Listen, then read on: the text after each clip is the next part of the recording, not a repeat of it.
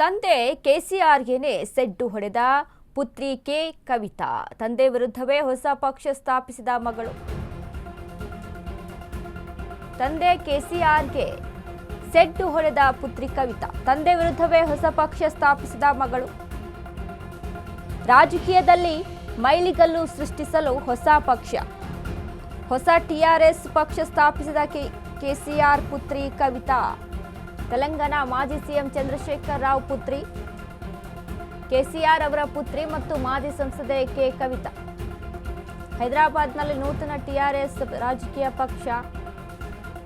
ನೂತನ ಟಿಆರ್ಎಸ್ ಪಕ್ಷಕ್ಕೆ ಅಧಿಕೃತ ಚಾಲನೆ ನೀಡಿದ ಕವಿತಾ. 2025ರಲ್ಲಿ ಬಿಆರ್ಎಸ್ನಿಂದಲೇ ಹೊರಬಂದಿದ್ದ ಕೆ ಕವಿತಾ ಆಂತರಿಕ ಭಿನ್ನಮತದಿಂದ ಅಮಾನತುಗೊಂಡಿದ್ರು. ಈ ಹೊಸ ಪಕ್ಷವು ನೇರವಾಗಿ ಬಿಆರ್ಎಸ್ಗೆ ಸವಾಲನ್ನ ಎಸೆದಿದ್ದಾರೆ. ಈಗ ಅಧಿಕಾರಿಯಲ್ಲಿರುವ ಕಾಂಗ್ರೆಸ್ ಪಕ್ಷಕ್ಕೂ ಸೆಡ್ ಅನ್ನ ಹೊಡೆದಿದ್ದಾರೆ ಕವಿತಾ. ಕೆಸಿಆರ್ಗೆ ತಂದೆ ಆದಂತ ಕೆಸಿಆರ್ಗೆ ಸೆಡ್ ಅನ್ನ ಹೊಡೆದಿದ್ದಾಳೆ. ತಾನು ಹೊಸ ಪಕ್ಷವನ್ನ ಸ್ಥಾಪನೆ ಮಾಡಿರುವಂಥದ್ದು ರಾಜಕೀಯವಾಗಿ ಇವೆಲ್ಲವೂ ಕೂಡ ಸಹಜ. ಈಗಾಗಲೇ ಎಷ್ಟೋ ಎಕ್ಸಾಂಪಲ್ಸ್ಗಳಿದ್ದಾವೆ. ಕುಟುಂಬದಲ್ಲಿನೇ ಯಾವ ರೀತಿಯಾಗಿ ಪಕ್ಷದ ವಿಚಾರಕ್ಕೆ, ರಾಜಕೀಯದ ವಿಚಾರಕ್ಕೆ, ನಾನು ಅಧಿಕಾರಕ್ಕೆ ಬರಬೇಕು, ನಾನು ಮುನ್ನೆಲೆಗೆ ಬರಬೇಕು ಅನ್ನುವಂಥ ವಿಚಾರದಲ್ಲಿ ಈ ರೀತಿಯಾಗಿ ಜಟಾಪಟಿಗಳು ನಡೀತಾ ಇರುತ್ತೆ. ಇನ್ನು ಕವಿತಾ ತಮ್ಮ ಪಕ್ಷಕ್ಕೆ ತೆಲಂಗಾಣ ರಾಷ್ಟ್ರ ಸೇನಾ ಎಂದು ಹೆಸರಿಸಿದ್ದಾರೆ. ಇದು ಈ ಹಿಂದೆ ಅವರ ತಂದೆ ಕೆಸಿಆರ್ ಅವರು ಬಳಸುತ್ತಿದ್ದಂಥ ತೆಲಂಗಾಣ ರಾಷ್ಟ್ರ ಸಮಿತಿ ಹೆಸರನ್ನ ನೆನಪಿಸುವಂತಿದೆ. ತೆಲಂಗಾಣದ ಮೂಲದ ಅಸ್ಮಿತೆಯನ್ನ ಮರಳಿ ಪಡೆಯುವ ಸಂಕೇತವಾಗಿ ಬಳಸಲಾಗಿದೆ.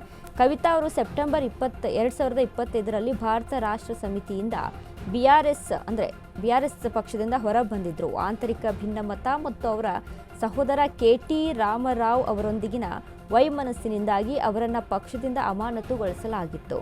ನಂತರ ಅವರು ಎಂಎಲ್ಸಿ ಸ್ಥಾನಕ್ಕೂ ರಾಜೀನಾಮೆ ನೀಡಿದ್ರು. ಹೀಗಾಗಿ ಇಂದು ಹೈದರಾಬಾದ್ನ ಮುನಿರಾಬಾದ್ನಲ್ಲಿ ನಡೆದ ಸಮಾವೇಶದಲ್ಲಿ ಪಕ್ಷದ ಧ್ವಜ ಮತ್ತು ಸಿದ್ಧಾಂತಗಳನ್ನು ಅನಾವರಣಗೊಳಿಸಲಾಗಿದೆ. ಈ ಹೊಸ ಪಕ್ಷವು ನೇರವಾಗಿ ಬಿಆರ್ಎಸ್ ಮತ್ತು ಪ್ರಸ್ತುತ ಅಧಿಕಾರದಲ್ಲಿರುವ ಕಾಂಗ್ರೆಸ್ ಪಕ್ಷಗಳಿಗೆ ಸವಾಲನ್ನ ಒಡ್ಡಿದೆ.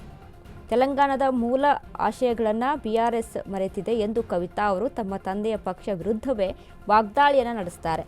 ತಮ್ಮ ಈ ಹೋರಾಟವು ಕೇವಲ ರಾಜಕೀಯವಲ್ಲ, ತೆಲಂಗಾಣದ ಸ್ವಾಭಿಮಾನಕ್ಕೆ ಎಂದು ಅವರು ಹೇಳಿದ್ದಾರೆ.